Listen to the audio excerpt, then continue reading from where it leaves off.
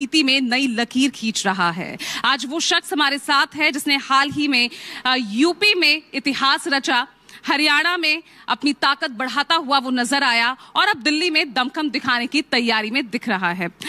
दलित मुद्दों से आगे बढ़ते हुए आज अल्पसंख्यक, युवा, महिला उत्पीड़न जैसे मुद्दों को आगे बढ़ाता हुआ सड़क से संसद तक उनकी आवाज उठा रहा है। तालियों के साथ स्वागत कीजिए भीम आर्मी और आजाद समाज पार्टी प्रमुख, नगीना से लोकसभा सांसद चंद्रशेखर आजाद जी का। चंद्रशेखर जी, बहुत बहुत स्वागत आपका मंथन में। धन्यवाद बहुत बहुत आपका। तो चंद्रशेखर जी, नेताओं के लिए अक्सर कहा जाता है कि नेता की सियासत जारी रहती है अगर वो चर्चा, पर्चा, खर्चा चलता रहे। चर्चा में तो आप बने रहते हैं। हालिया बयान, आदत अब चर्चाओं में रहने की हो गई है। महाकुंभ में वो जा रहे हैं जो पाप जिसने किए हों। मैं मीडिया का चरित्र तो नहीं बदल सकता हूँ, मैं तो अपनी बात कहता हूँ। मेरे द्वारा कही गई कोई बात इलीगल हो तो मेरे खिलाफ कानूनी कार्रवाई कर दो। और मीडिया मेरी बात को क्या कह के दिखाती है, और मुझे तो हंसी आती है कि जब किससे पूछती है कि उन्होंने ये बयान दिया, तो सामने वाला बोलने वाला भी नहीं सोचता कि वो बयान ही सुन लूं मैं। तो मीडिया की बातों में आके लोग गुमराह होकर पता नहीं क्या क्या कह देते हैं। मैं क्या कह सकता हूँ? तो बयान तो आपके ही है ना, आप ही तो कह रहे हैं भाई जो जिसने पाप किए हैं वो महाकुंभ में पाप धोने जाता है। अगर आप इसको स्टडी करोगे या कोई भी स्टडी कर ले तो कुंभ की मान्यता यही है कि वहां इस तिथियों में अमृत वर्षा होती है, और अमृत वर्षा होती तो इसकी मान्यता यह है कि वहां जाके आपके पाप धुलते हैं। मैंने क्या गलत कहा? एक काम करते हैं, और मेरी बात को तो शंकराचार्य जी ने बिल्कुल कहा कि बिल्कुल सही बयान दिया चंद्रशेखर ने। और अगर मेरा बयान गलत है तो मुझे सही बयान बता दो किसका है। और मैं तो ये कह रहा हूं कि अगर वहां नहीं पाप धुल रहे हैं तो ये बात एक बार मैं चैलेंज के साथ कहता हूं कि शंकराचार्य इस बात की घोषणा कर दें कि वहां पाप नहीं धुल रहे हैं, तो फिर आपको पता लग जाएगी। आपकी संख्या देखना अगर लाख, करोड़ों से लाखों में ना आ जाए। भाई लोगों के अंदर यही तो आपने बात डाली, यही तो जो है आस्था की बात जो उनके अंदर मजबूत की है कि वहां जाओगे तो आपके दुख, तकलीफ, पाप धुल जाएंगे, मोक्ष की प्राप्ति होगी। तो मैंने क्या गलत कहा? लेकिन लगता है ना कुछ नेताओं को ये बात पच नहीं रही, या तो ये असलियत उन्हें ये डाइजेस्ट नहीं हो रही है। वो कह रहे हैं कि भाई बाबा साहब तो सभी धर्मों को मानते थे, संविधान विरोधी आपको ठहराने लग गए इस बयान के बाद। अब उनके कहे से थोड़ा ही हो जाऊंगा। मैं भी तो सभी धर्मों का सम्मान करता हूँ, और ये सम्मान करते तो मैंने कहा। देखो, एक कहावत कबीर ने कहा है, उनका दुआ है, ज्ञानी को ज्ञानी मिले, रस की लूटम लूट, ज्ञानी अज्ञानी मिले, होए माथा कूट। जिनको कुछ पता नहीं है उनसे मैं क्या बहस करूं? जिनको ये भी नहीं पता कि इस कुंभ में कितने शाही स्नान है, उनकी बात का मैं क्या जवाब दूं? उनके बारे में क्या सोचूं? जिनको ये भी नहीं पता कि कुंभ कितने साल बाद होता है, उनके बारे में क्या बयान दूं? मैंने तो सभी धार्मिक शास्त्र लगभग पढ़े हैं। उनको पढ़ना चाहिए शिव पुराण, उनको पढ़ना चाहिए भविष्य पुराण, जिसमें इस बात का वर्णन है जब शिव पार्वती से बात करते हैं कि गंगा में जाने से, गंगा में स्नान करने पाप धुलते नहीं धुलते हैं। तो जो पढ़ते नहीं, मैं उनका क्या करूं? मैं तो वही जो मान्यता है, मैंने जो धर्म गुरुओं से सुना, शंकराचार्यों से सुना। मैं हरिद्वार के पास रहता हूं, हरिद्वार लोकल के लोग तो नहीं जाते, लेकिन पूरे देश दुनिया के लोग आते हैं वहां। तो मैं क्या कह सकता हूं? मैंने तो अपनी बात कही, और मैं पढ़ा लिखा व्यक्ति हूं। मैं जो मैंने पढ़ा है वही कह रहा हूं, जो धर्मशास्त्र में पढ़ा, और वेदों में इसका वर्णन है। तो मैंने क्या गलत कहा? अब किसी को परेशानी होती तो होती रहे, और मैं उसकी जिम्मेदारी तो नहीं लेता। मैं तो अपना काम कर रहा हूँ। चलिए, बिल्कुल एक पढ़ा लिखा नेता, जबकि संविधान के आर्टिकल 51 में, जहां हम जिनको मौलिक कर्तव्य कहते हैं, उसमें वैज्ञानिक दृष्टिकोण को बढ़ावा दिया गया है। कहा गया है कि वैज्ञानिक दृष्टिकोण को मजबूत करना है, अंधविश्वास, पाखंडवाद को छोड़ना है। फिर भी मैं तो सच बात कह रहा हूं कि भाई अगर आपने ये नियम बनाए हैं, आपने अगर ये उदाहरण दिए हैं, तो मैं वही बात तो कह रहा हूं। तो आज मैं आपको चैलेंज कर रहा हूं, आज मेरा बयान चला देना। जो ये कहता हो कि वहां पाप नहीं धुलते, फिर मैं उसके बयान पे जवाब दूंगा। और मैं तो चाहता हूं शंकराचार्य इस बात की घोषणा कर देंगे पाप नहीं धुलते, तो फिर देखूंगा कि जनता वहां काम छोड़ के जाएगी नहीं जाएगी। चलिए, ये मान्यता है, तभी लोग जा रहे हैं। चलिए ठीक है, फिर चर्चा में रहने के लिए एक और बयान आपको पॉपुलर हो जाएगा। चलिए, अच्छा चंद्रशेखर जी, क्योंकि एक पढ़ा लिखा नेता, कहाँ आप तो अमेरिका जा रहे थे अपनी आगे की पढ़ाई करने के लिए, ये कहाँ दलित सियासत, दलित हित की बात, ये सियासी सफर कैसे शुरू हो गया? नहीं, मैं तो महिलाओं की बात भी करता हूँ। कौन कह रहा है कि मैं सिर्फ दलितों की बात करता हूँ? मैं सिर्फ दलित सियासत नहीं करता। असल दिक्कत यह है कि अगर आपको कोई प्रॉब्लम हुई है तो आप ही की समस्या का तो समाधान करूंगा ना। जिसको समस्या नहीं उसकी समस्या के समाधान के लिए कहाँ घूमूंगा। तो जिसको समस्या है, दलित हो, पिछड़े हो, आदिवासी हो, महिलाएं हो, पहलवान बेटियां बैठी थी, मैं अकेला था जो उनके लिए दिन रात धरने पे बैठा था। किसानों के लिए 13 महीने रहा, मुस्लिम भाइयों के लिए अब जेल गया, मैं अकेला आदमी था। तो ये सिर्फ दलित का टैग लगाना, मैं क्या कह सकता हूँ, इसको नहीं बदल पाऊंगा शायद इस जन्म में। और ये भी हिंदू धर्म की मान्यता ही है कि जो जिस जाति में पैदा होगा वहीं मरेगा, बदल ही नहीं सकता जाति। अब मैं कितना भी पढ़ लूं, मैं ब्राह्मण नहीं बन सकता हूं। मैं कितना भी पढ़ लूं, पीएचडी कर लूं, एमफिल कर लूं, बीटेक कर लूं, एमटेक कुछ भी कर लूं, लेकिन मैं अपनी जाति नहीं बदल सकता हूं इस देश में। ये भी शंकराचार्य ने स्पष्ट किया, क्योंकि एक बाबा जी घूम रहे थे कि भाई सारे हिंदू एक हैं, पता नहीं कुछ ऐसा नारा लगा रहे थे बागेश्वर वाले। उन्होंने एक यात्रा भी निकाली, तो उस पर शंकराचार्य ने बयान दिया। उन्होंने कहा वो जाति बंधन तोड़ दो और सारे हिंदू एकजुट रहो, इस तरह का बयान दिया उन्होंने। तो शंकराचार्य ने डांटा उनको कि अगर जाति बंधन तोड़ दिया तो हिंदू धर्म ही खतरे में पड़ जाएगा। जाति तो सच्चाई है सनातन की, ऊंच नीच की भावना सच्चाई है, ये मैं नहीं कह रहा हूं, ये सनातन कह रहा है। पढ़ लो, वर्ण व्यवस्था, जाति व्यवस्था, और कोई पैदा होते ही छोटा, कोई पैदा होते ही बड़ा, ये मैं नहीं कह रहा ना, मैंने बनाई है। तो मैं तो एक वकील हूं। तो राहुल गांधी ठीक कह रहे हैं, यानी पिच सबकी एक है, बस लड़ाई अलग अलग चल रही है। देखो, मैं फिर आपसे कहूंगा, ये बात देश को समझ आ जानी चाहिए, और मैं युवाओं से कहूंगा कि वो समझें। जब आप अपने नेता से 24 घंटे की ड्यूटी कराओगे तो वो यहीं से सब कुछ लेगा। 8 घंटे की नेतागिरी कराओ उससे कि 8 घंटे वो आपके लिए ड्यूटी की तरह काम करे, क्योंकि आप उसको तनख्वाह देते हो। उसके बाद वो अपना जीवन जिए, कोई रोजगार करे, कोई बिजनेस करे, कुछ भी करे। जब वो अपना समय वहां देगा तब जाके वो देश के लिए काम कर पाएगा।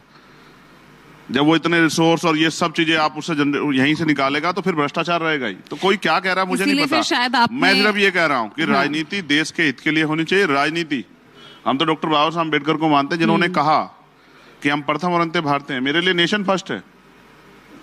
और देखो, सब कल मैंने जब वो कुंभ में आग लगी, आपको पता है लगी नहीं लगी, ये मत कह देना कि ये भी चंद्रशेखर का बयान है। वो आग लगी और मैंने कहा कि मैं प्रार्थना करता हूं किसी कोई हताहत ना हो। और मैं तो ये भी मानता हूं कि वहां इतना जो है आशीर्वाद है कि इतनी आग से नुकसान नहीं हुआ।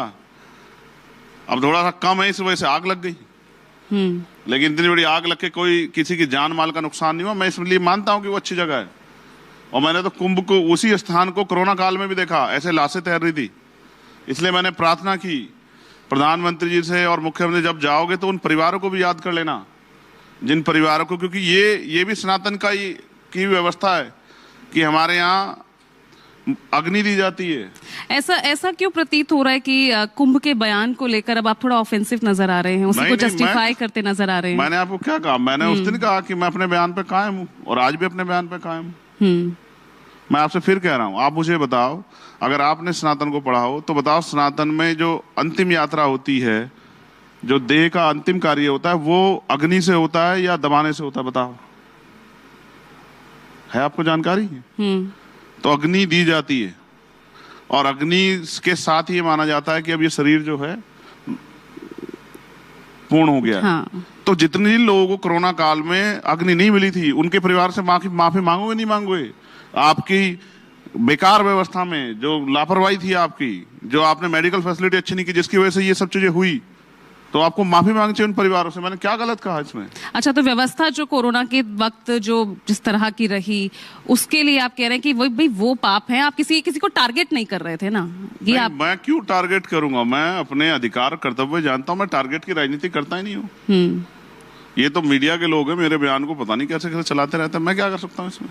अरे मीडिया में तो आप खूब उभरता हुआ चेहरा है। टाइम्स मैगजीन ने आपको 2021 में ही 100 जो लिस्ट जारी की थी, अपनी वार्षिक लिस्ट जारी की थी, उसमें आपका नाम शामिल किया था। इतनी उपलब्धियां इतने कम समय में। देखो, मैं आपको स्पष्ट करूं, वो मेरे लिए एक चैलेंज था और मैंने उस चैलेंज को एक्सेप्ट किया, और 2024 में उस चैलेंज को मैंने फुलफिल भी करके दिखाया कि जो भी चैलेंज आएगा मेरे सामने उसको हम लोग फुलफिल करेंगे। तब ये था कि चंद्रशेखर आजाद क्या बिना अन्य पार्टी के सपोर्ट के आगे बढ़ सकते नहीं बढ़ सकते हैं, लोकसभा आ सकते हैं? मैंने उसको साबित करके दिखाया। और पार्लियामेंट में भी मुझसे ज्यादा नहीं बोलता कोई। महिलाओं के लिए, किसानों के लिए, पुलिस के लिए, होमगार्डों के लिए, पीआरडी के जवानों के लिए, अर्धसैनिक बलों के लिए, मैं सबके लिए बोलता हूं। नौजवानों के लिए, बेरोजगारों के लिए, सबके लिए बोलता हूं। भर्तियों पे, आरक्षण घोटालों पे, सरकार के फेलियर पे मैं आपको एक बात बताता हूं। आप कल एक न्यूज चैनल ने स्टोरी की थी, मैंने वो स्टोरी पोस्ट की थी। उत्तर प्रदेश में सबसे ज्यादा जरूरी बात यह है कि वहां के स्कूलों की हालत बड़ी खराब है, और कब किस स्कूल में कितना बड़ा हादसा हो जाए नहीं पता। सरकार आंख बंद करके बैठी है। मैं अपने लोकसभा क्षेत्र में था, स्कूल देखने का, डर गया मैं देख के।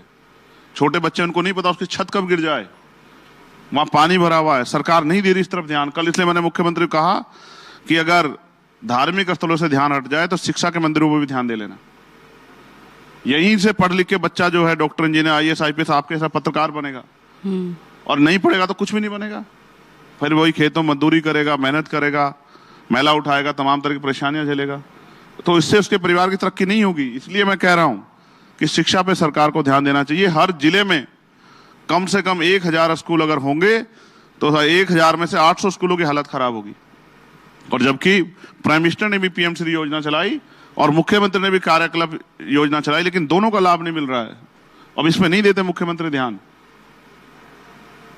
आवाज तो सिर्फ दलितों, वंचितों के खिलाफ सिर्फ आप ही की पार्टी नहीं उठा रही, अब तो तमाम राष्ट्रीय पार्टियां, कांग्रेस उसका एक बहुत बड़ा उदाहरण है, समाजवादी पार्टी है, अब दलित वोट उनकी तरफ भी शिफ्ट होता नजर आया।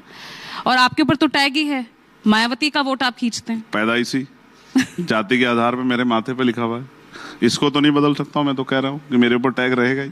मैं कितनी भी काबिलियत अर्जित कर लूं, कोई भी लड़ाई लड़ लूं, लेकिन मीडिया को जो कहना है वो तो कहेगी, उसको मैं कैसे दूर कर सकता हूं। रही बात जो पार्टियां लड़ रही है, और वो पार्टियों को बहुत देर से समझ आया कि इनकी लड़ाई भी लड़नी पड़ेगी, और जो हमारे बुनियादी मुद्दे शायद आज भी उनकी लिस्ट में ना हो।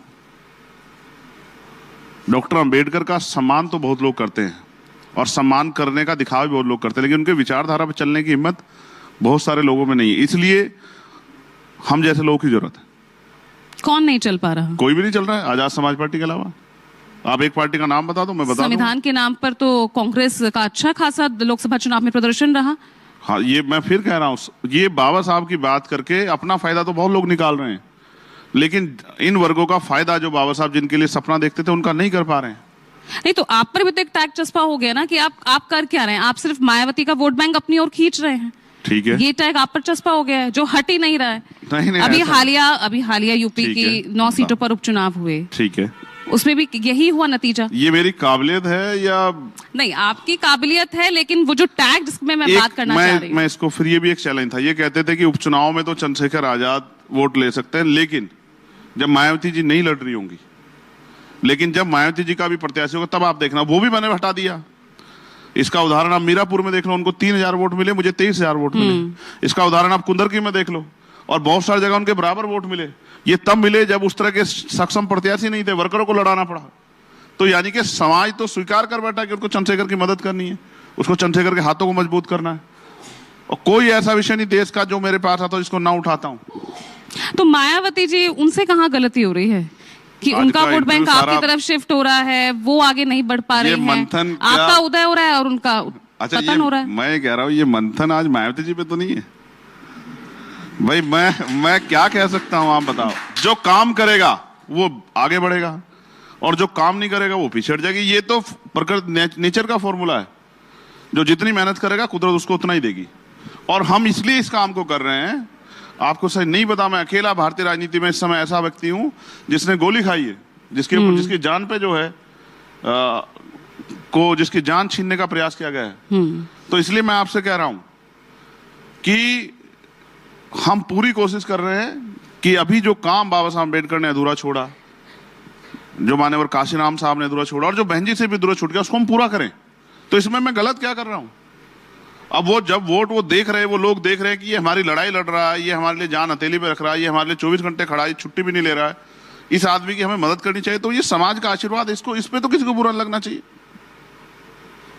इस पे नहीं लगना चाहिए किसी को बुरा। और मुझे उम्मीद है ये आशीर्वाद और बढ़ेगा, आने वाले कल में आशीर्वाद बढ़ के और 4 गुना होगा। और आजाद समाज पार्टी विकल्प के रूप में किसी को नुकसान पहुंचाएंगे विकल्प के रूप में उत्तर प्रदेश में और बिहार और अन्य जगह पे आप दिखाई देंगे आपको, ऐसा मेरा विश्वास है। बहुत मेहनत कर रहे हैं हमारे कार्यकर्ता। तो फिर लेकिन सिचुएशन या जो तस्वीर है वो क्यों ऐसी उभरती नजर आ रही है? या तो कोई राष्ट्रीय फलक का नेता या कोई पार्टी वो आपका साथ लेना नहीं चाहती, या आप उन्हें भाव नहीं देना चाहते? देखो ऐसा है, ये तो देखने वालों की आंखों पर निर्भर करता है कि वो क्या देखना चाहता है।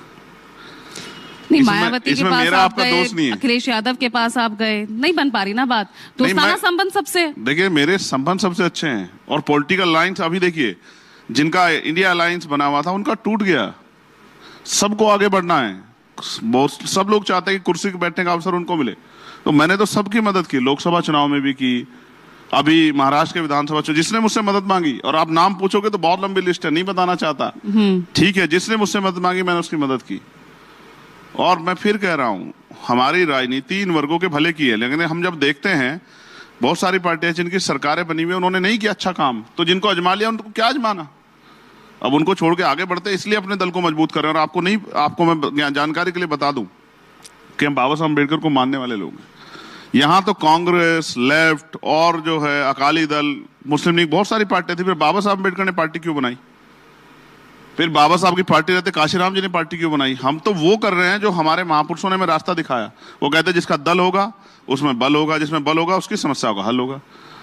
तो अपनी समस्याओं को, अपने लोगों की समस्याओं को हल करने के लिए, गरीबों की समस्याओं को हल करने के लिए, महिलाओं को के सशक्तिकरण के लिए, महिलाओं की सुरक्षा के लिए एक अच्छी सरकार, एक अच्छी सोच की, नीयत की सरकार की जरूरत है जो कॉन्स्टिट्यूशन पे काम करे, कॉन्स्टिट्यूशन के मूल्यों पे काम करे। उसी का काम हम लोग कर रहे हैं, तो इसको मैं समझता हूँ ये सबके लिए अच्छा है।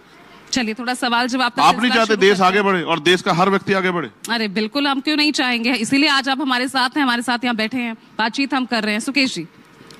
चंद्रशेखर जी, राहुल गांधी लगातार आरोप लगा रहे हैं नरेंद्र मोदी और उनकी सरकार पे कि एक दिन वो आरक्षण खत्म कर देंगे, तो वो आरक्षण विरोधी है। क्या आपको भी लगता है कि आरक्षण पे खतरा है, जबकि नरेंद्र मोदी से लेकर अब तो मोहन भागवत भी ये क्लैरिफाई कर चुके कि आरक्षण खत्म नहीं होगा? आपको लगता है या सिर्फ ये पॉलिटिकल गिमिक है, एक स्लोगन है?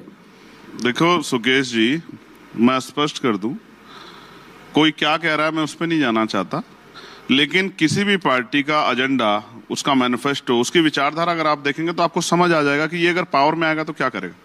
जैसे अगर इवन आप मेरी तरफ देखोगे, अगर चंद्रशेखर पावर में होगा तो क्या होगा, तो आप बिल्कुल क्रिस्टल क्लियर हो जाएगा कि विचारधारा का खेल है। तो आरएसएस, बीजेपी की जो विचारधारा है, संघ की जो विचारधारा है, उनके जो डॉक्यूमेंट्स हैं, वो हमेशा से, चाहे वो संविधान रहा हो, चाहे वो तिरंगा रहा हो, और चाहे वो आरक्षण रहा हो, या कमजोर वर्गों की तरक्की रही, या महिलाओं का सम्मान रहा हो, वो हमेशा इसके विरोधी रहे।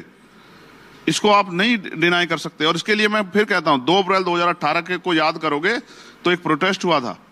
उस प्रोटेस्ट के बाद बीजेपी को ये समझ में आया कि सीधे रवैये से नहीं कर सकते, तो अब लेटरल एंट्री हो रही है, अब निजीकरण हो रहा है। अब आप मुझे बताओ, जब सारी संस्थाओं का निजीकरण हो जाएगा सरकारी, तो सरकारी नौकरी रहेगी, तो आरक्षण के झुंझुने का क्या करेंगे?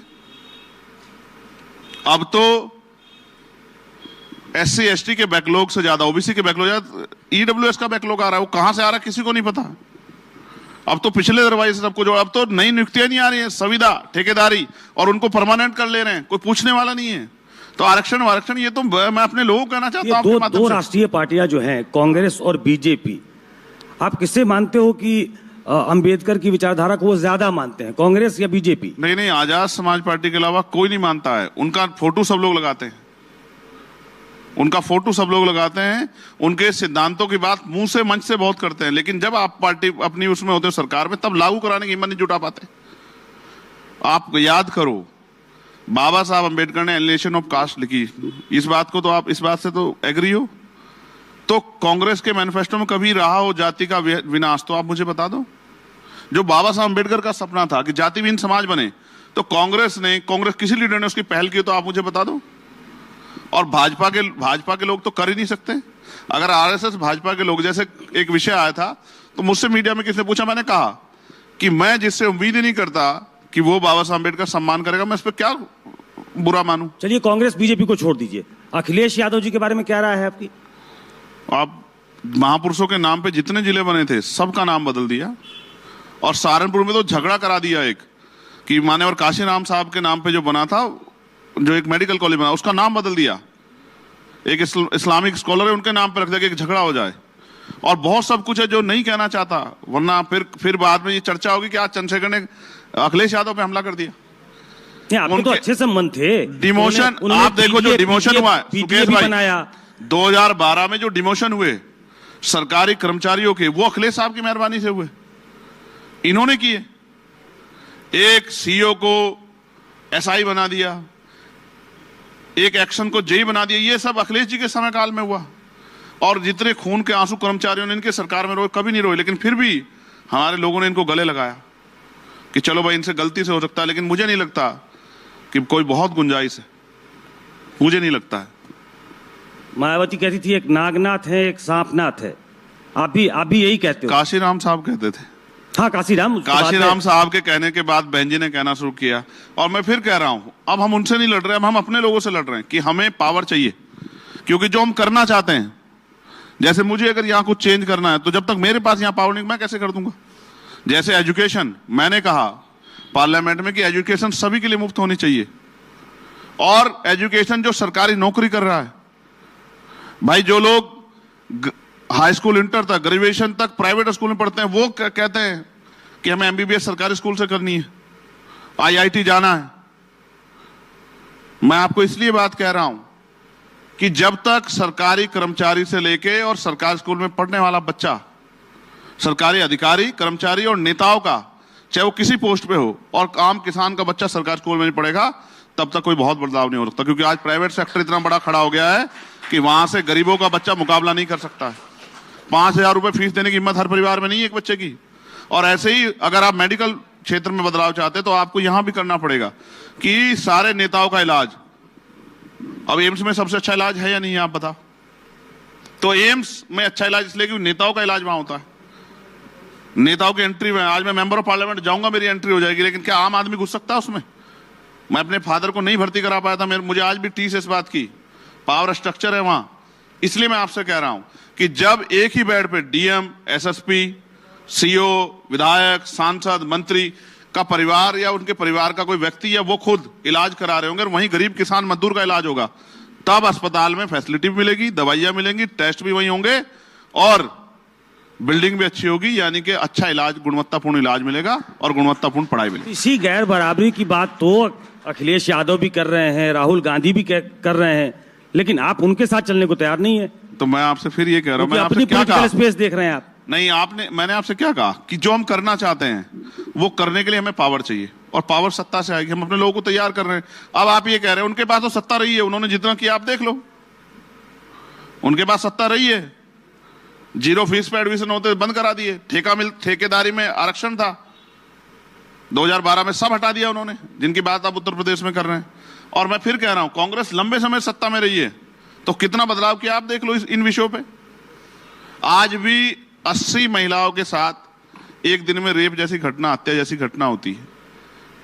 ये सरकार को इस पर खुश होना चाहिए, स्टेट गवर्नमेंट को इस पर खुश होना चाहिए। मैं आपको ईमानदारी से बताना चाहता हूं, आप भी अपनी बेटी को, अपनी पत्नी को रात को 11 बजे नहीं निकाल सकते दिल्ली, और इसमें मेट्रो सिटी में भी, यहाँ नोएडा में भी ये हालात हैं आज। इस तरह से क्राइम जो है पैर पसार चुका, और बिना सत्ता के संरक्षण के नहीं होता है। हमने तो सत्ता को खड़े देखा अपराधियों के पक्ष में, चाहे हाथरस हो या कोई और घटना हो। आज मैंने अभी एक पोस्ट की, जम्मू में हुआ, कठुआ में एक नाबालिग बच्ची के साथ, शेड्यूल कास्ट की बच्ची है, और कोई नहीं आवाज उठाएगा। आप मेरी बात को यार, जो हमारे दर्द पे आवाज नहीं उठा सकते हो, क्या भला करेंगे हमारा? क्या हम नहीं जानते हैं? परभनी में मार दिया हमारे सोमनाथ सुरन, यात्रा कर रहे हैं हमारे लोग, 6,000 लोग, महिलाएं उनमें, मंत्रालय जा रहे हैं परभनी से, और सतनामी समाज के 250 बच्चे बंद हैं छत्तीसगढ़ में, और किसको तकलीफ हुई? आप मत कहलवाओ मुझसे, मैं सबको जानता हूं कौन कितने पानी में है। और मैं फिर कह रहा हूं, मीठा बोलने से आदमी मीठा नहीं हो जाता। अपने फायदे के लिए तो बहुत लोग मीठा बोलते हैं, अपने फायदे के लिए तो चुनाव में जाके हमारी बस्ती में बहुत लोग घूमते हैं, हमारे बराबर बैठते हैं, अपने घर से खाना लाते हैं, हमारे बीच में बैठ के खाते हैं, अपने घर से पानी लाते हैं, अपने गिलास में बैठ के हमारे बीच में पीते हैं। क्या हम नहीं जानते हैं? और चुनाव में वोट के लिए पैर छूते हैं, कई दादी बताते, कई चाची, कई बहन बताते हैं, और फिर चुनाव के बाद ढूंढे नहीं मिलते। नेताओं के दरवाजे 75 साल से बंद है।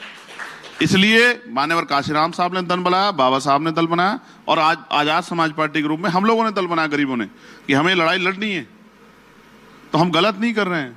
अपनी लड़ाई लड़ना, अपने लोगों की तरक्की सुनिश्चित करना, अपनी भूमिका सुनिश्चित करना, पढ़े लिखे होने का, समाज को फायदा देना, इसमें क्या बुराई है? और जब हम काम करेंगे तो आरोप भी लगेंगे। जैसे आपने कहा कि आप उनको साथ नहीं लेते या उनका साथ नहीं देते, और मैं चिट्ठी भेज के किसके पास जाऊं? मैंने तो दिल्ली के चुनाव में भी एक पार्टी को आगे आओ मिलकर लड़ लेते हैं, अब उन्होंने नहीं हिम्मत जुटाई, तो मैं क्या करूं? मैं तो अपना काम करता हूं, लेकिन मैं फिर इसका क्या प्रदर्शन करूं? मैं तो जब नहीं वो कोई साथ देता तो फिर हम अपने आप मैदान में जाते हैं। लेकिन 70-80 वर्षों की देश की इस राजनीति को अकेले आजाद समाज पार्टी या अकेले चंद्रशेखर आजाद कैसे बदलेगा? देश की राष्ट्रीय पार्टियां अब वो भी इस हालत में है, मैं हाशिए कहूंगी, हाशिए पर आ गई हैं आज। मैंने तो बड़े बड़े आपकी स्ट्रेटेजी देखो, पहली बात यह है कि दुनिया में कुछ भी असंभव नहीं। जब आदमी, जो बच्चा पैदा होता है तो उसे नहीं पता होता कि क्या बनेगा। जब नरेंद्र मोदी जी पैदा हुए थे तो कहीं से किसी ने भविष्यवाणी की थी कि वो देश के प्राइम मिनिस्टर बनेंगे और 3-3 बार बनेंगे। आप नहीं कह सकते ये बात कि अकेले चंद्रशेखर, अकेला कहाँ है चंद्रशेखर? ये जो पूरे देश में इतना बड़ा स्ट्रक्चर खड़ा हुआ है, पूरे देश में लोग हैं, ये क्या अकेला चंद्रशेखर है क्या?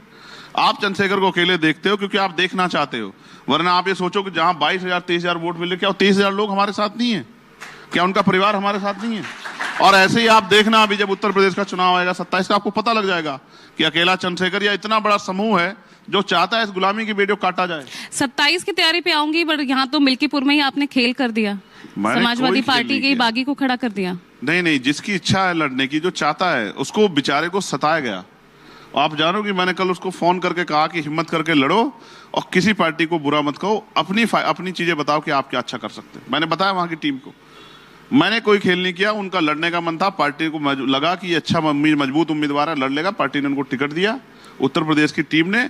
और जब मुझे बुलाया जाएगा तो मैं भी प्रचार करने के लिए जाऊंगा। लेकिन सियासत तो उन्हीं नेताओं के बीच होनी है ना।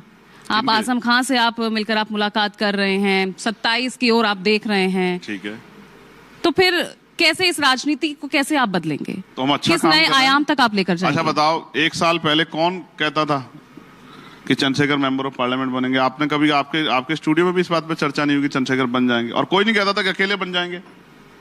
ये संघर्ष करके हमने ये विश्वास पैदा किया ना लोगों में। ऐसे थोड़े मिले 5 लाख से ज्यादा वोट, इतने वोटों से हम जीते, इतने वोटों से प्राइम मिनिस्टर जीते।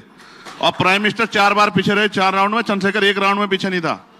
और तब था जब हमारे खिलाफ एनडीए अलायंस भी पूरा और इंडिया अलायंस भी जी तोड़ मेहनत कर रहा था इसको हरा दे। और बीएसपी के नेता भी जाके मुझे वहां गाली बक रहे थे, तब भी जाके नहीं आ रहा मैं उन पर, क्योंकि जनता मेरे साथ है। और अगर यही समर्थन इंडिया अलायंस को आपके रहते हुए मिलता तो और फायदा होता ना? उनको फायदा होता, क्योंकि हम तो ज्यादा लड़ ही नहीं रहे थे। हम एक सीट लड़े यहाँ, दूसरी लड़े वहां, क्योंकि मीडिया ये भी कहता है चंद्रशेखर पश्चिम के नेता है। तो लड़े नेपाल बॉर्डर पे जाके, डुमरियागंज, 80,000 से ज्यादा वोट लिए। राष्ट्रीय पार्टी 30,000 पे रुक गई।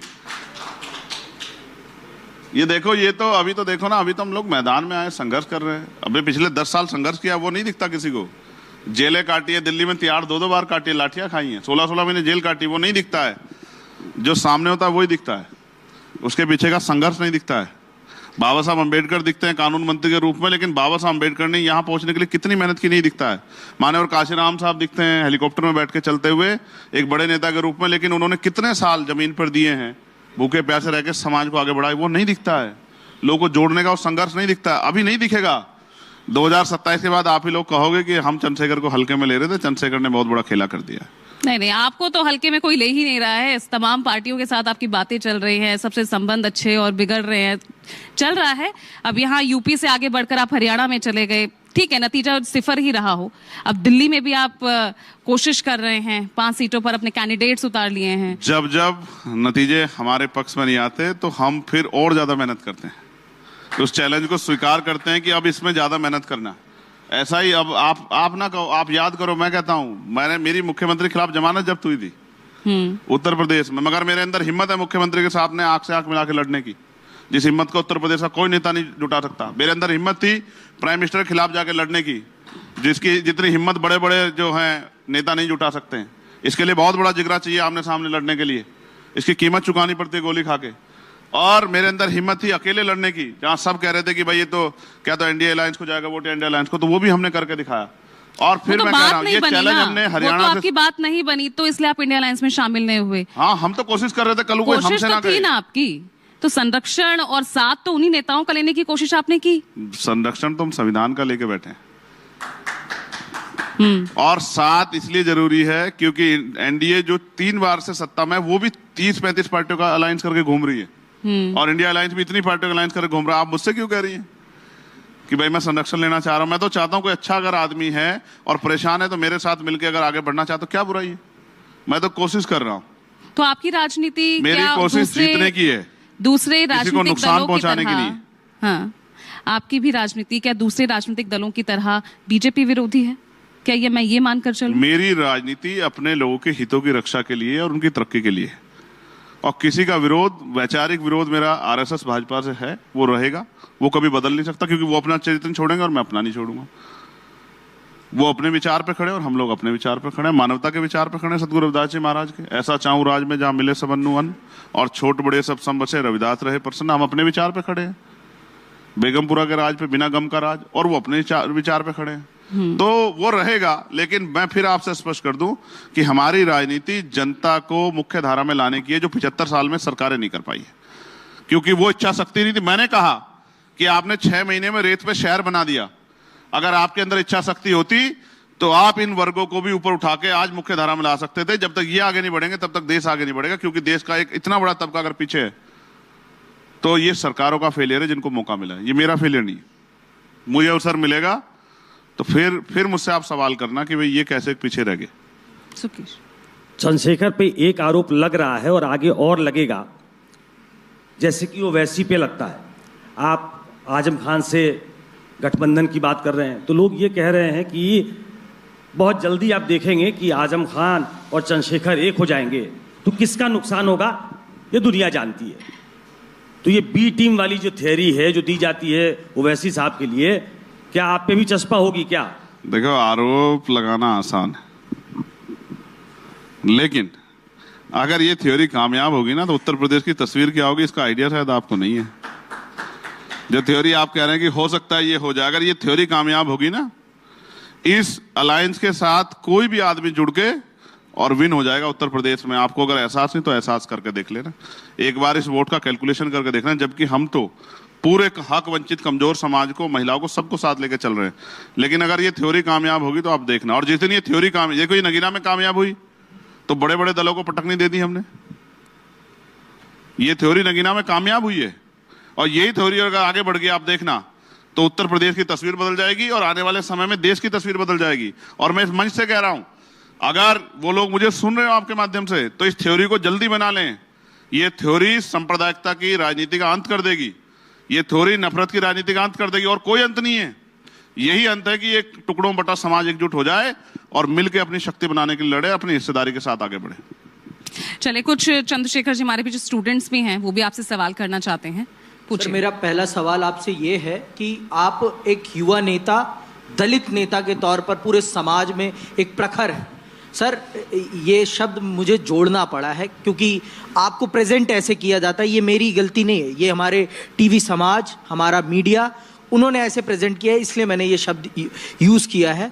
और मेरा पहला प्रश्न यही है कि आप जाति जनगणना पर क्या सोचते हैं और जाति जनगणना किस प्रकार से दलित समाज और भी अन्य समाजों का उद्धार करेगी, इस पर आप क्या कहते हैं? देखिए, जाति जनगणना ये एक बहुत महत्वपूर्ण विषय है। इस पे सवाल खड़ा करना आसान है, लेकिन इसको समझना बड़ा कठिन है। जातिगत जनगणना होगी तो ये एक क्लियर पिक्चर आएगी कि किसकी कितनी संख्या है और उसको कितने रिसोर्स आज मिल रहे हैं और जिनको नहीं मिल रहे। जैसे ये इसलिए भी जरूरी है कि मैं अभी झारखंड में था, तो मैंने झारखंड सरकार से, हमारी पार्लियामेंट कमेटी का टूर गया था, और जब मैंने उनसे सवाल किया तो उन्होंने कहा हम पे 2011 का आंकड़ा है। तो मैंने उनसे कहा कि 2011 के आंकड़े पे आप किस तरह से जो है जो योजना आप चला रहे हैं उनका जो है क्रियान्वयन आसानी से कर सकते हैं, ईमानदारी से कर सकते हैं, निष्पक्ष कर सकते हैं, जिसकी संख्या 10 साल पहले 10 थी, आज वो संख्या 15 हो गई है। तो आप 10 के आधार पे अगर उनको सुविधा दोगे तो ये कैसे संभव हो सकता है? तो जातिगत जनगणना होगी तो देश के कमजोर वर्गों को बड़ा फायदा होगा, और जो योजनाएं बनेंगी उनकी संख्या के आधार पे और उनके हितों को ध्यान पर रख के बनेगी। उनकी संख्या तो हो रही है 85% और योजना का बन रही है 50% लोगों के हिसाब से, तो 35% लोग तो पहली लाइन से बाहर हो गए। तो जब आपको संख्या का पता लग जाएगा, उनके रिसोर्स का, उनकी स्थिति का पता लग जाएगा। कितने लोगों पे बिजनेस है, कितनों पे नौकरी है, कितनों पे उद्योग है, कितने गरीब हैं, कितने हैंड टू माउथ हैं, कितने के सर पे छत नहीं है, कितनों के पे जो है सुख सुविधा नहीं है। तो फिर मुझे लगता है कि सरकार रिसोर्स भी उसी तरह से उन लोगों के लिए योजना बनाएगी जिससे कि उन लोगों को फायदा हो सके। तो जातिगत जनगणना बहुत जरूरी है और इससे बहुत कुछ क्लियर होगा और मैं चाहता हूं कि केंद्र सरकार इसको कराए, इससे भागे ना। राहुल गांधी भी अक्सर यही बातें कहते नजर आते हैं, तो फ्यूचर में कांग्रेस के साथ भी आप देख सकते हैं कोशिश वहां पर भी जारी है? नहीं, मैं आपको एक बात बता दूं, उनकी सरकार थी 2004 से 14 तक, उनके यहाँ हुए थे, वो आंकड़े नहीं जारी कर पाए। मुझसे मत कहलवाओ, मैं सभी को जानता हूं। 4 से 14 तक उनकी सरकार थी, जातिगत जनगणना उन्होंने कराई लेकिन उसके आंकड़े जारी नहीं कराए। और अभी भी जिन जिन स्टेटों में उनकी सरकार है, पहले वहीं से शुरुआत कर दें तो सरकार के मुंह पे एक तमाचा पड़ेगा और सरकार को सोचना पड़ेगा कि कराना है। ठीक है। चंद्रशेखर आजाद पहले हर पार्टी के खिलाफ बोलते थे, लेकिन ऐसा लगता है सांसद बनने के बाद आपकी राजनीति में कुछ बदलाव आया है। सरकार के खिलाफ थोड़ा सा कम मुखर हुए हैं, ठीक है, कांग्रेस पार्टी के साथ थोड़ा सा ज्यादा अलाइन नजर आते हैं। आपकी राजनीति कौन सी पार्टी के सबसे ज्यादा करीब है? मेरी राजनीति गरीबों के सबसे ज्यादा करीब है और पार्टियों का मैंने मैनिफेस्टो पढ़े हैं। आप छोड़ दो मानक भाई, जितना सरकार के खिलाफ मैं मुखर हूं, किसी पार्टी के नेता में हिम्मत नहीं इतना मुखर होकर बोल ले। डबल इंजन की सरकार पर जितना पिछले 4 दिन मैंने सवाल खड़े किए हैं, इतने सवाल 40 दिन में किसी नेता ने खड़े किए। आप चेक करके देख लो, आप कह कुछ भी सकते हो, ये आपका राइट है भाई। व्यक्ति की इतनी आजादी तो मीडिया को मिलनी चाहिए। और कांग्रेस पार्टी से कैसा रिश्ता है राहुल गांधी प्रियंका गांधी से? कुछ बदला है क्या या पहले जैसा ही है अभी? आप मुझे बताओ, वो कोई पहले तो आपको आई थी ना प्रियंका जी अस्पताल में मिलने के लिए, आप उनको दीदी बहन बोलते हैं। आज भी बोलता हूँ और कभी उनको मेरे खून की जरूरत पड़ेगी तो याद कर ले, तो बता दूंगा कि भाई बहन का रिश्ता। प्रियंका जी के लिए खून दे देंगे? मैं फिर कह रहा हूँ, देश की किसी भी बेटी के लिए जिसकी रक्षा सुरक्षा या जिसकी मदद मैं कर सकता हूं, मैं उसके लिए 24 घंटे। और राहुल गांधी के लिए क्या दे देंगे? समर्थन दे देंगे? कैसा समर्थन मांगा उन्होंने तो कैसा समर्थन चाहते हैं? पार्टी में आ जाइए, मिल जाइए, ताकत जोड़ लेते हैं। हाँ। ये आजाद समाज पार्टी एक वैचारिक आंदोलन है। अगर आप इसे किसी के साथ में मिलाओगे ना तो उनका काम आगे बढ़ेगा ना हमारा काम आगे बढ़ेगा। ये प्योर आंदोलन है मान्यवर काशीराम साहब का, बाबा साहब अम्बेडकर का, ज्योतिबा फूले का, साहू जी महाराज का और बहुत सारे ऐसे महापुरुष हैं। इंडिया गठबंधन का हिस्सा तो नहीं है ना? इंडिया गठबंधन का हिस्सा नहीं। तो मिल्कीपुर में किसको सपोर्ट करेंगे? मिल्कीपुर में चुनाव लड़ रहे हैं। जागरूक रहिए मानक साहब, जागरूक रहिए। तो आपका नहीं मुझे हमारी पार्टी चुनाव लड़ रही है। मुझे पता है आपकी पार्टी चुनाव लड़ रही है। महामना रामसूप वर्मा जी के आइडियोलॉजी को, पेरे ललई यादव जी के आइडियोलॉजी को लेकर चुनाव लड़ रहे हैं मिल्कीपुर में। आपकी पार्टी पर आरोप ये लग रहा है कि वहां पर आप वोट काटने के लिए उतरे हैं। कौन आरोप लगा? आपको अधिकार है पूरा, आप लगा। नहीं, बहुत लोग आरोप लगा रहे हैं कि वहां सिर्फ वोट काटने के लिए उतरे हैं, फायदा बीजेपी का हो जाएगा। समय बताएगा कौन किसके वोट काट रहा है। बीजेपी का फायदा हो जाएगा। मुझे ये बता दो, सिर्फ इतना बता दो मुझे, तो समाजवादी को अपना प्रत्याशी बैक कर लेना चाहिए अगर बीजेपी का फायदा रोकना है तो। जैसे हमने 80 में से 2 सीटों पर लड़ाए थे और हमारे वोटरों ने वोट तो दिया ही होगा ना, जो हमने संगठन बनाया। तो समाजवादी को पीछे हो जाना चाहिए। देखिए हम हरा देंगे भारतीय जनता पार्टी को। कौन किसका फायदा नुकसान करना चाहिए आप नहीं जानते हो क्या? अब आप ये कह दो कि मैं घर बैठ जाऊं, अगर मैं घर बैठ जाता तो लोकसभा में कैसे होता? लोकसभा में नहीं होता तो मेरे लोगों की आवाज कौन उठाता? इतने इशू पे जो मैंने सवाल उठाए कौन करता? आप ये चाहते हैं कि हमें मिट्टी में दफन करके, और यहां की राजनीति ये तो चलती है ये बहुत दिनों से। हम महापुरुषों को मानने वाले लोग हैं, अपने हक अधिकार के लिए लड़ेंगे और उतनी ताकत से लड़ेंगे जितनी हम में है। और जब तक ताकत रहेगी लड़ते रहेंगे अन्याय के खिलाफ। और जब अन्याय जड़ से खत्म हो जाएगा तभी चैन की सांस लेंगे। क्या नगीना सीट जीतने के बाद आप ये मानते हैं कि अब उत्तर प्रदेश में बीएसपी का अंत निकट है और एक नई पार्टी आपकी और एक नया नेता, दलित नेता वो खड़ा हो गया है? अब यूपी की राजनीति, देश की राजनीति आप बदलने वाले हैं? कहां लिखा है ये बताओ?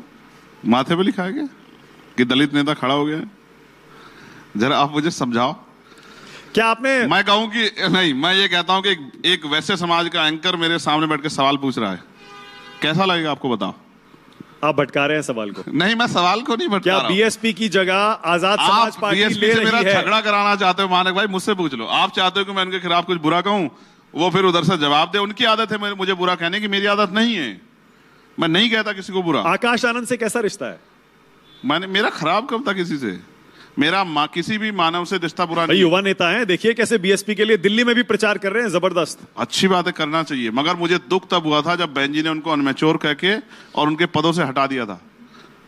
अब ये क्यों किया, इसका जवाब उनको देना चाहिए। और फिर 2.5 महीने में ऐसा क्या हुआ कि भाई मैच्योर हो गए 2 महीने में। कहीं आपकी बातचीत तो नहीं मायावती से आपने समझा दिया हो कि भैया आकाश आनंद को ऐसे ना कहिए, तुरंत फैसला वापस ले लिया? मैं आपका बिल्कुल एहसानमंद रहूंगा, आप मेरी बातचीत एक बार करा दो। क्या नाराज हैं क्या आपसे? अब ये मानक भाई ज्यादा अच्छी तरह जानते, इनको अंदर की खबर ज्यादा रहती है। नहीं, थोड़ा सा आप भी खोल दीजिए ना, थोड़ा नहीं, मुझसे नाराज, देखो मुझसे मिली नहीं है तो मुझसे कैसे नाराज होंगी। देखो जब तक आप चंद्रशेखर से मिलोगे नहीं तो आप चंद्रशेखर के बारे में क्या जानते हो जो मीडिया ने बताया। जब आप चंद्रशेखर आजाद से मिलोगे तभी तो आप जानोगे कि चंद्रशेखर क्या सोचता है।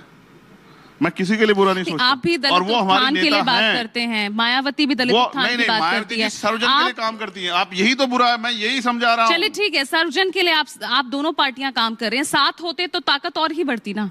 मैं कह रहा हूँ ना, करा दो ना साथ, आप करा दो। मैं ये कह रहा हूँ कि न्यू 24 और एबीपी को एकजुट हो जाना चाहिए। अब इससे जो है आपकी शक्ति बढ़ेगी। ये क्या बात फॉर्मूला हुआ, ये क्या फॉर्मूला बताया आपने कि 2 चैनल्स आपस में मिल जाएंगे तो उनकी शक्ति बढ़ जाएगी। शक्ति इस बात से बढ़ेगी जो ज्यादा काम करेगा समाज उसके साथ रहेगा। और शक्ति क्या, उनकी देखो उनका आशीर्वाद तो मुझे है, क्या बिना उनके आशीर्वाद के आगे बढ़ गया मैं? उनके आशीर्वाद से आप उन्हीं के वोट काट रहे हैं। ऐसा ही चल रहा है, अब आप इससे तो इनकार नहीं कर सकते। आप दिल्ली के आम आदमी पार्टी को भी कहते थे कि ये किसी के वोट काट रहे हैं, 2-2 स्टेट में सरकार बिल्कुल कहते हैं, बिल्कुल कहते हैं। आप कहते हो नहीं कहते हो? कांग्रेस का वोट काट कर ही तो आई है। तो वो आम 2 आदमी स्टेटों में पार्टी। सरकार चला के अपनी योजनाओं को क्रियान्वयन कर रहे हैं, तो इसमें क्या बुरा है? आप क्यों कहना चाहते हैं कि कुछ ही पार्टियों के, कुछ ही परिवारों के हाथ में रहेगी लोकतंत्र? क्यों कहना चाहते हैं आप ऐसा? विचार है केजरीवाल जी पर, क्या विचार है आपके? नहीं, दिल्ली में लड़ रहे हैं, नहीं लड़ रहे हैं? लड़ रहे हैं। कितनी सीटों पर लड़ रहे हैं? इसकी एग्जैक्ट जानकारी नहीं है, मगर 15 के लगभग सीट है। ओके, तो मैं केजरीवाल आपको जी एक बात यहाँ मंच से बताता हूँ। दिल्ली के चुनाव में एक राष्ट्रीय पार्टी के नेता से मैंने कहा था कि अगर आप चाहो तो मिलकर लड़ सकते हैं, विनिंग पोजीशन बने। उन्होंने कोई जवाब नहीं दिया। फिर दिल्ली की टीम ने तय किया कि हमें लड़ना। मतलब कांग्रेस पार्टी की तरफ इशारा है आपका? नहीं, मैं किसी पार्टी का नाम नहीं ले रहा। 3 ही पार्टियां हैं दिल्ली तो में, तीनों बीजेपी ही- के साथ आप बिल्कुल। जाएंगे नहीं, आम आदमी पार्टी सत्ता में है, तो कांग्रेस को ही आपने प्रपोजल दिया होगा। चलो ये अच्छा किया, आपके मुंह से निकल गई ये बात कि मैं बीजेपी के साथ नहीं जाऊंगा। अभी आप थोड़ी देर पहले आप ही कहे ना भाई, कि आप ही आप- कहते आप हैं। ही ने क्लियर आप किया, नहीं कुछ नहीं दिन आप पहले। हमलावर रहते, आप सरकार की तरफ कम हमलावर हैं, ये बात आप ही कह रहे थे। मगर आप जानते हो कि चंद्रशेखर आजाद राजनीति छोड़ सकता है, लेकिन भारतीय जनता पार्टी का मोहरा बनकर काम नहीं कर, ये बात आप जानते हो ना। उनके साथ जा सकता है ना उनकी मदद, ये बात आप भी जानते हो, क्योंकि आपने मुझे संघर्ष करते देखा। दिल्ली में लड़ रहे हैं तो किन मुद्दों पर लड़ेंगे चंद्रशेखर आजाद? दिल्ली के हाल देखो, एक बच्ची का रेप हुआ तो उनके घर गया था, छत नहीं है उनके सर पे, और वादा किया दोनों पार्टियों ने, कच्ची कॉलोनियां पक्की ले लो, रजिस्ट्री कहाँ है? शीश महल शराब आपने देखा घोटाला, होगा, मैंने नहीं देखा, मेरे पास इतना समय नहीं है। आप शराब गए थे घोटाला, देखने? शराब घोटाला। शराब बुरा है, मैंने तो उसी दिन उस पर आलोचना की। और देखो, हम तो गांव में जाके कहते हैं लोगों से शराब छोड़ो। सतगुरु रविदास जी महाराज ने, हमारे महापुरुषों ने कहा कि नशा छोड़ो, तो मैं तो जाके कहता हूं। मैं इसका कहां समर्थक हो जाऊंगा? जो गलत है वो गलत है। उन पे आरोप लगे हैं, वो लोग जेल गए हैं, मैं ये मानता हूं कुछ आरोप झूठे भी हो सकते हैं, लेकिन वो कोर्ट तय कर देगी। मुझसे आपको एक बार बताऊं, मैं चैनल पे कह देता हूं, मुझसे हमारी पार्टी में एक प्रत्याशी आया और विषय ऐसा था कि मुझसे पूछा गया कि एक प्रत्याशी अरविंद केजरीवाल के खिलाफ लड़ना चाहता है, सुप्रीम कोर्ट का एडवोकेट, आप परमिट करोगे? मैंने कहा अरविंद केजरीवाल के खिलाफ मत लड़ाओ। अगर कहीं अरविंद केजरीवाल कुछ वोट से हार गए तो सारे जीवन मुझसे कहते रहेंगे चंद्रशेखर ने हरवा दिया। तो मैंने कहा मैं नहीं चाहता कि एक अच्छा नेता जो अपनी पार्टी को लीड कर रहा है उसके साथ किसी तरह का खिलवाड़ हो। अच्छा नेता नहीं, अच्छे ही हैं, बहुत अच्छे काम भी किए हैं, मैं बुरे नहीं कह रहा हूं, लेकिन कुछ बुराइयां उनको नहीं छुपाया जा सकता है कि उन्होंने वादे तो बहुत किए लेकिन खरे नहीं उतर पाए। अच्छा, शीला जी में और केजरीवाल जी में बेटर कौन है? मैंने शीला जी का कार्यकाल उस तरह नहीं देखा। कमाल करते हैं आप, 15 साल उन्होंने दिल्ली पर राज किया। मैं उत्तर प्रदेश कहते का हैं कि रहने बहुत वाला काम किया 15 साल में। मैं उत्तर प्रदेश का रहने वाला अरे हूं। दिल्ली तक बढ़ना है, राष्ट्रीय राजनीति का चेहरा अब आप बनना है, कहो दिल्ली तो को मैं जानना पुरानी होगा फाइलें आपको। खोल देखूं तो मैं पढ़ लूंगा, आप कह रहे हैं तो। अच्छा, अखिलेश जी से कैसा रिश्ता है चंद्रशेखर आजाद का? बिल्कुल अच्छा है। बीच में तो खराब था ना चुनाव के समय, याद है? आप खराब याद रखते हो, अच्छा याद अब नहीं ठीक है? रखते हो। अब ठीक है। अच्छा ही है। देखो, चुनाव अलायंस नहीं हुआ, ठीक है, हमने अपनी बात खत्म की, गुस्सा था कह दिया, अब वो अपने काम निकल गए, हम अपने काम निकल गए, हम अपना काम कर रहे हैं, वो अपना कर रहे हैं। उन्होंने हमें हराने में कोई कम भूमिका की क्या? 2 बार गए वो मेरे यहाँ और जाके कहा कि भाई पता नहीं मेरे ऊपर कितने आरोप लगाए। पर आपके साथ क्यों दलित आएगा? जब पीडीए उन्होंने बनाया, 37 सीटें जीते इस बार, उन्हीं के साथ जाएगा दलित भी, पिछड़ा भी, अल्पसंख्यक भी। समय बताएगा, समय बताएगा कि कौन किसके साथ जाएगा। हम लोग मेहनत कर रहे हैं और कथनी करनी का फर्क लोग जानते हैं। पीडीए का नारा दो और माता प्रसाद पांडे जी को आप जो है प्रदेश की कमान दे दो, तो ये तो लोग कह रहे हैं, मैं नहीं कह रहा हूं। मैं तो किसी को बुरा नहीं कहता हूं। अच्छा, योगी जी पर अपने विचार बताकर जाइए। आज मुझे याद है लास्ट आखिरी बार जब हमारी आपकी बात हुई थी, तब आपने कहा था कैसे जेल भेजा, गोली चलवाई। आज मैं आपको एक बात बताता हूं। योगी जी क्योंकि लंबे समय धर्म के काम से जुड़े रहे, वो धर्म के काम बहुत अच्छे करते हैं। आपको पता, कल तत्काल पहुंच गए थे वहां। लेकिन जिस तरह से बेटियों पे दमन होता है, जैसे जौनपुर में एक बच्ची के साथ हुआ, और आप सुनो, आपको भी तकलीफ होनी चाहिए, और यहां बैठे हर एक आदमी को, बच्चियां बहुत बैठी हैं, इनको सुनना चाहिए इस घटना को।